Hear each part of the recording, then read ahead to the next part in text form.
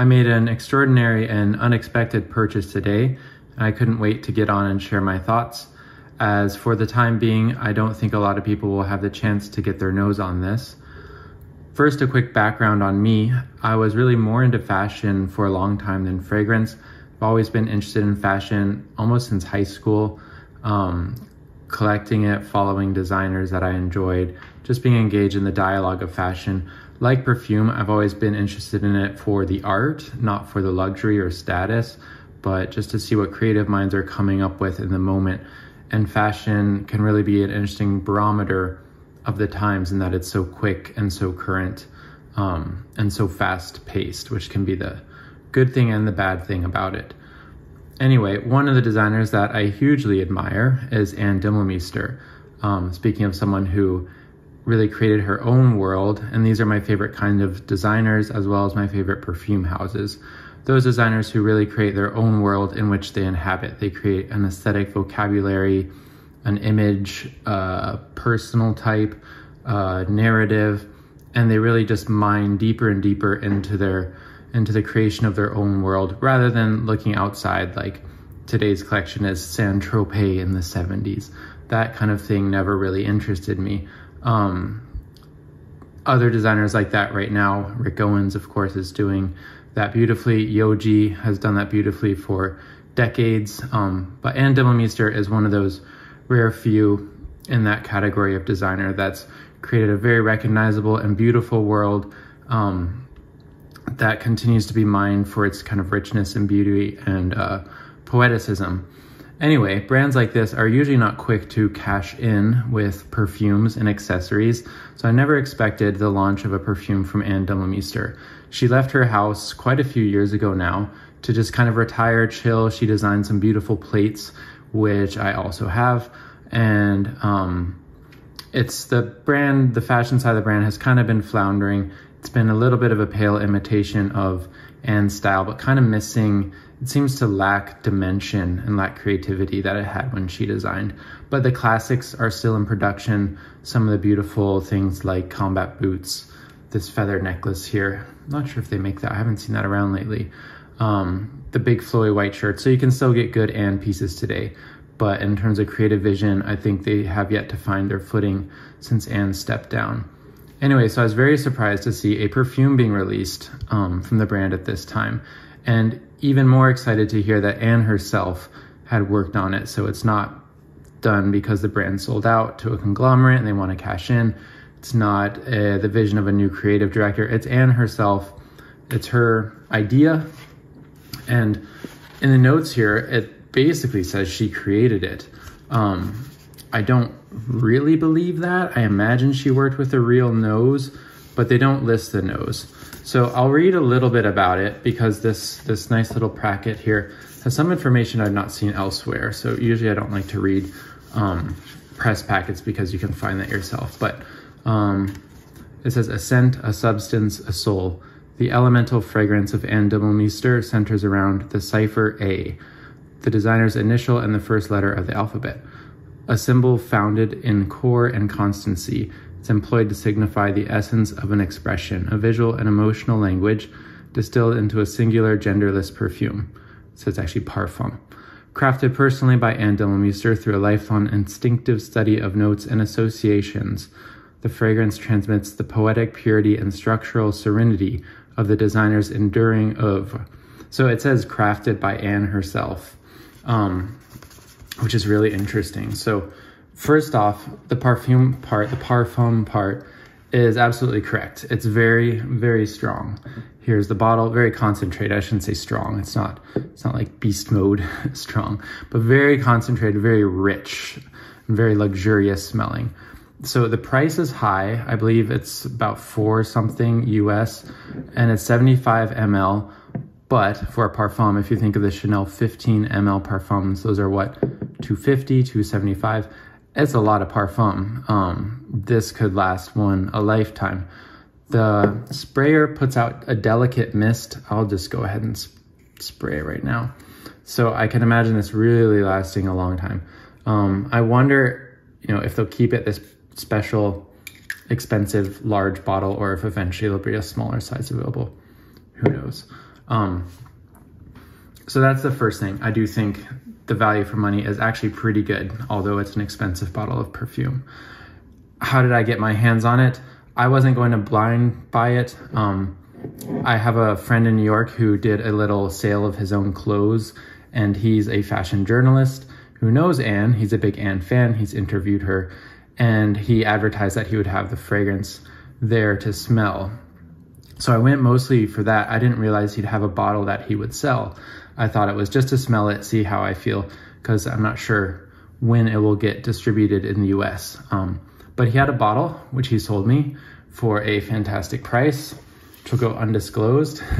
So I'm actually wondering, hopefully he doesn't mind me reviewing it if he comes across this. If this is the press packet, I wouldn't be upset or surprised to hear that he got this for free with the press, and it's an extra bottle. But I don't mind because he gave me a good price. I'm happy to pay for it. So that's a little of the background. Now the smell. It captures perfectly, as one might expect, the Anne Demeulemeester aesthetic. I can see someone decked out in her clothes wearing this. Poetic, deep, dark, textured. She likes to use kind of a textured, rough wool sometimes, a boiled wool, and it reminds me of that kind of texture. The opening actually has a nice freshness, almost a camphorous freshness. It advertises bergamot and lemon. But beyond that, yeah, there's like an airiness that comes from something I associate with camphor. Later, as I was wearing it, the dry down started to remind me more of something that I already know, a more kind of vintage leaning scent profile. And it struck me, none other than Chanel's Antaeus. Now here's the part that I hope will get people excited. Not that I get any benefit from getting people excited about this, but to me, if you imagine Chanel releasing an Antaeus Pure Parfum using the finest quality ingredients, how much would they charge for that? It might smell a little something like this. The dry down is patchouli. I get an animalic. It doesn't state castoreum, but it reminds me a little bit of the experience of castoreum I've gotten in this perfume and another that I will mention in a little while. But I'm really curious. It's by no means a dupe or inspired by. I mostly mention this because I think not a lot of people get a chance to smell this. So just to give you some idea of a starting point. But I'm really curious if she has any history with Antaeus wearing it, or some males in her life who wore it. So I'll go ahead and get to the actual notes from this booklet. So the scent. It's an aromatic extract of the aesthetic and atmospheres at the core of Anne Demeulemeester. Created from instinct, it is a beguiling fragrance refined from ingredients in their rarest, purest form. Spice-induced top notes of clove, cumin, must be the clove actually, that gives that little bit of like camphorous brightness. Ceylon cinnamon, Sicilian lemon, and Calabrian bergamot. Lightly veil the beating poetic heart of the Parfum, a contrast between the romantic unity of narcotic jasmine and enrapturing May rose, with the dark central richness of birch-oiled leather. They are fused in an enigmatic symbiosis underpinned by early, earthy base notes of patchouli, vetiver, rose, and sandalwood. The fragrance was created from essential oils derived from the cold pressing of the finest quality of natural raw materials.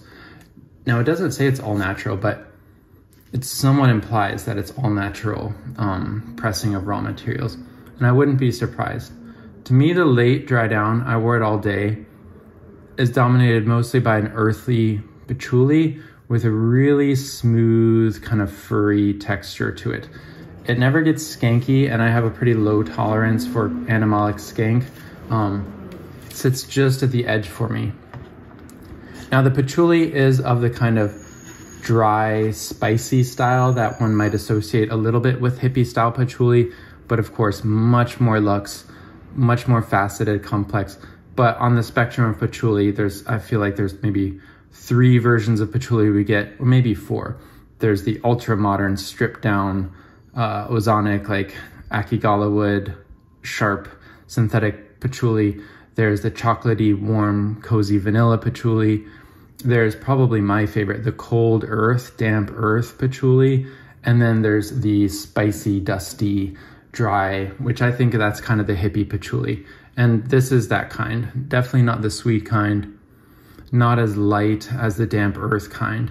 And if I'm 100% honest, that's not my favorite scent profile, but here it's just done so well.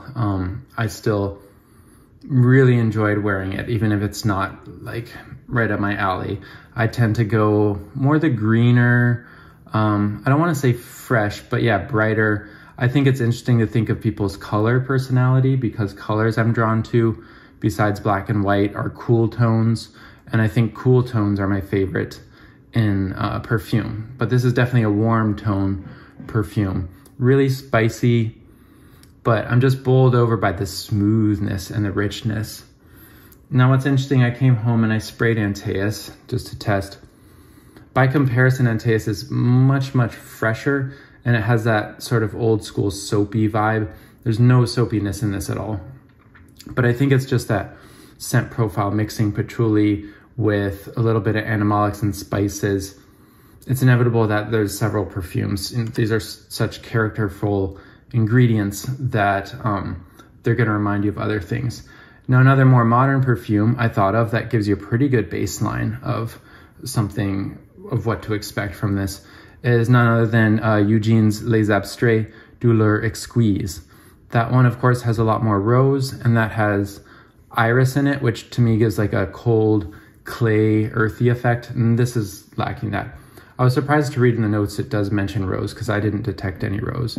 But I think it's, again, that castoreum patchouli mixture that is reminding me of that. So it's not, of course, it's not derivative. It's not the kind of thing I smell and I'm like, oh, been there before. But it's recognizable as coming from a style, from a genre, from a particular scent profile, but just the finest possible quality. Now, I'm not a perfumer. Of course, it's debatable, you know, how well can we smell quality? But I really think it's like, you don't have to be a farmer to taste when an ingredient is really fresh or really cared for, or like perfectly picked, or just like exactly, you know, like those $100 Japanese strawberries. You just know, you can taste it and you can smell it. This smells really expensive, really fine quality, really beautiful. Here's the rest of the packaging. The box is quite substantial and heavy. Open here, yeah, and it's got this cool little pic of Anne on the inside. They talk a lot about this A, this cool A. I don't know, it's not that impressive. One thing that bothers me, just because I'm OCD, is when I started to open it, I pulled it this way and I could feel the sprayer unscrewing and I freaked out and twisted it this way. So it's not magnetic, but it's a pretty tight fit. And yeah, the sprayer unscrews. I don't want to unscrew it. But kind of the OCD in me just doesn't like the fact that this seal has been broken. Although I suppose, you know, Serge Lutens fragrances, you screw the thing on and those are fine. But I'm almost like, should I put some Teflon tape there just to make sure none of the precious liquid evaporates? And so yeah, it's a really elegant bottle design, but for such an expensive perfume, it's a little cheap. The cap is a little cheap. The bottle looks maybe just like a stock bottle gussied up with a sticker, which is fine because it's really about the juice. But you know, for such an incredibly high price point, you might expect more thought put into the packaging. Again, I shouldn't say more thought, because there is thought in the elegance of the tall glass and the A thing, but just elements of it feel a little cheap.